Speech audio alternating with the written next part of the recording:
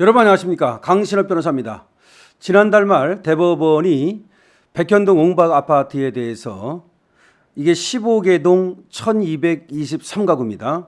사용 승인 신청을 거부한 성남시의 처분이 적법하다는 판결을 내렸습니다. 이게 무슨 말입니까? 성남시가 준공을 안 내줬어요. 그래가지고 이 아파트 시행사가 준공을 내달라고 법원에 소송을 걸었습니다. 그런데 1심, 2심, 3심을 다 치고 대법원에서 준공을 안 내주는 게 맞다라고 하는 판결을 한 겁니다.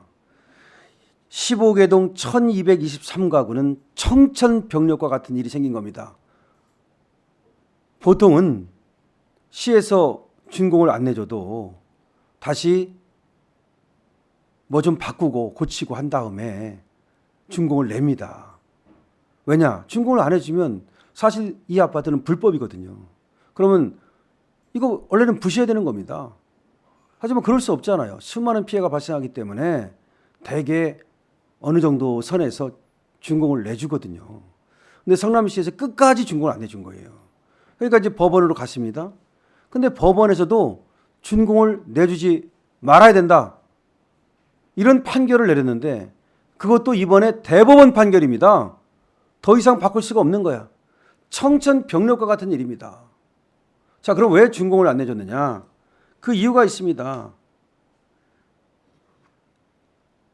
51.3m의 옹벽을 치고 아파트를 지었는데 안전진단에서 위험성이 있다고 판단을 한 겁니다. 특히 그 커뮤니티 센터라고 하는 곳이 있는데요. 거기에 이제 사우나도 있고 뭐 도서관도 있고 그런 시설이 안전에 문제가 있다라고 하는 진단이 나온 겁니다.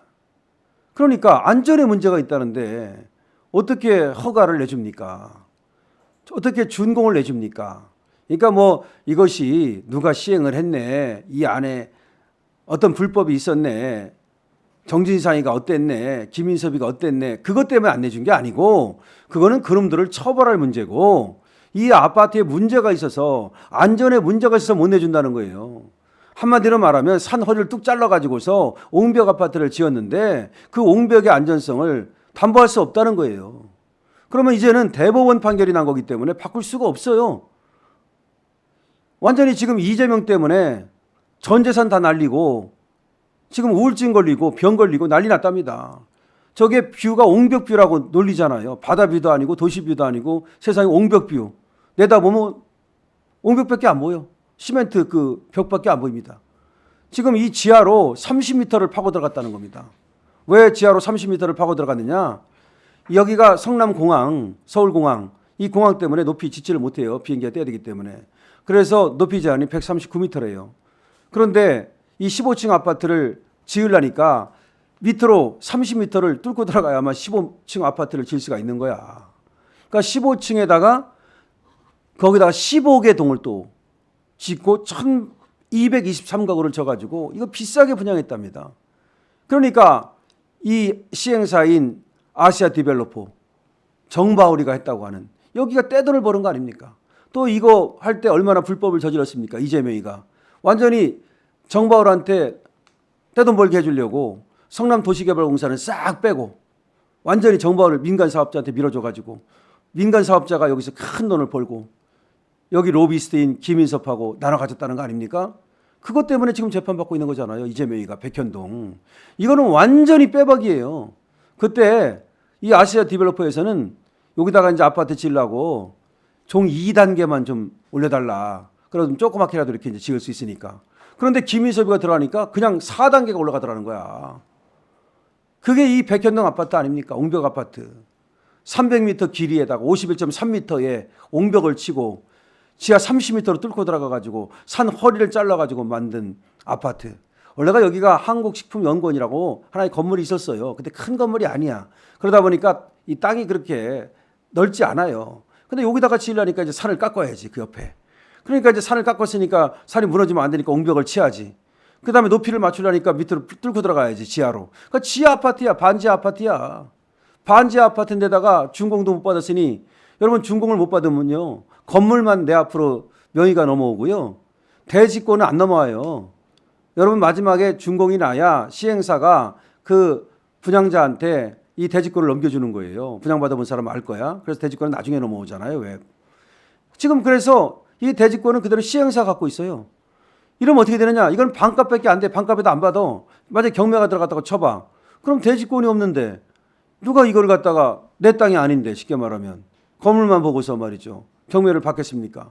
받는다 하더라도 그냥 뚝뚝뚝 떨어져가지고 시가가 10억이면 한 3억이나 2억 받을까 말까? 그것도 안 받을 거야 아마.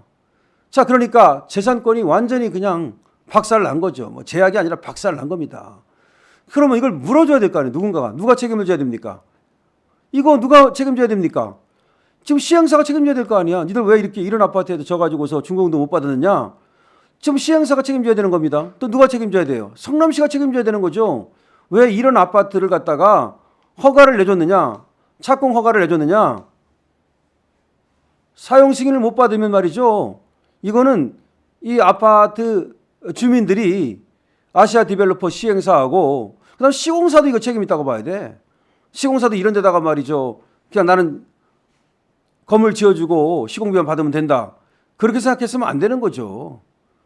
안전진단에 분명히 문제가 있을 것이라고 하는 것은 옹벽을 치고 그렇게 하면 문제가 있다는 것을 모르는 사람이 어디 있습니까?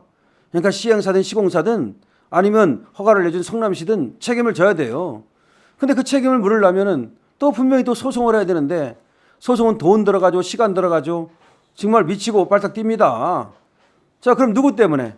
이재명 때문에. 오로지 이재명 때문에.